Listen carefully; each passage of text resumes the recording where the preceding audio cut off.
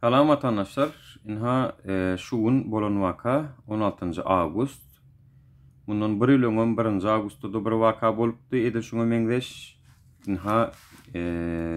ýüzü gana bulaşan illeşimiz, raýatymyz, hak hukuklaryny gözläp gören illeşimiz Atamurat Saparow illeşimiziň başyna geleni we şu gün Türkmen diktasy İstanbul'a bu zorbalyga nasıl cesaret bulabiliyor diýem.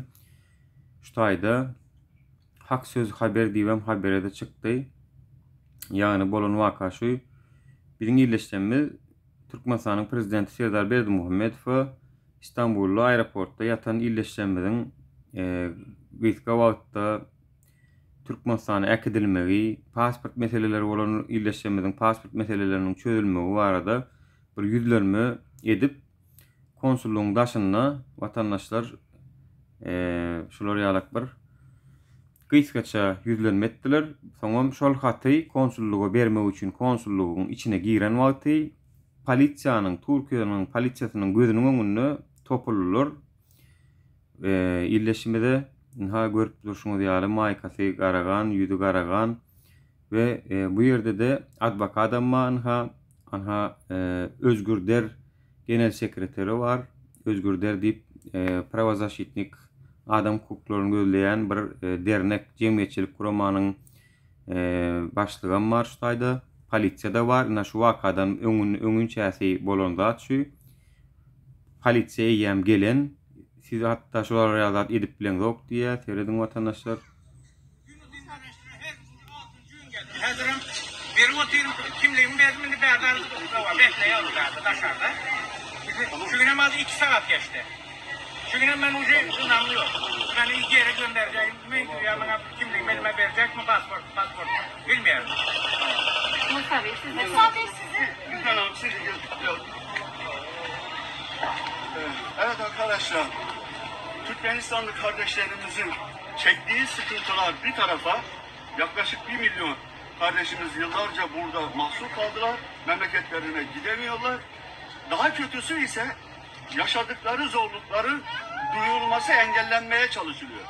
Özellikle Türkmenistan devleti yetkilileri, buradaki yetkililere, bakın şu anda olduğu gibi, Memur Bey, yasal hakkımız yapabiliriz. Onların da hakkı, bizim de hakkımız. Lütfen müdahale etmeyin. Lütfen müdahale etmeyin. burada yapamazsınız. Lütfen.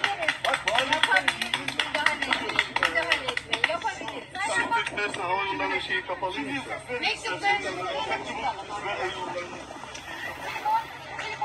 Seredin polisiýa gelýär. Bular goýýarlar da girýärler.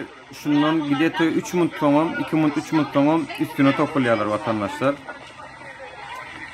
Şundan tamam. Şundan soň ýok, ýöne şundan girenden soňam bak konsulstwanyň içinde howlusyny topulýarlar watandaşlar. Ne bu taýda da Tur Sultanam şol İstanbul Türkmenistan Konsolosluğu'nun önünde Cenab-ı Serdar Berdimuhammedow Türkmenistan Cumhurbaşkanı'na mektup vermeye geldi konsolosluğa. Mektubu okumak için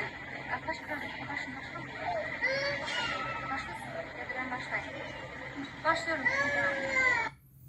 yani bir hat ýüzlenme etdiler watandaşlar Türkmenistanyň nemesine, prezidentine. Şonu beribem, okabam, şu hatam konsulstwa berjekdiler. Şol ortada da bulary topulurlar watandaşlar. Naha bolýan zatlar. Naha berde de polisiýa göz astyna alýar bulary. Häzir hem polisiýada illeşýänler. Nihayenem hat şu ekselansları Türkmenistan Cumhurbaşkanı Sayın Serdar Berdimuhammedow diýen şu taýda hat var. Şunu gowşurjakdylar. Ana bar bolan zat şu görüşüňiz ýaly. Bu taýda da yorumlara bakın. Yani özüňiz okan watandaşlar. Polis bu zulmü görüp sadece seyretti. Hatta onları değil mazlumları gözaltına aldı ise durup düşünmelisiniz. AKP'li ve MHP'li hangi iş adamlarının Türkmenistan tiranlarıyla ballı ticareti var ki siz oraya gittiniz de çomak soktunuz ilişkilere. görüşüňiz ýaly urulanlary tutsak etýärler, uranlary däl.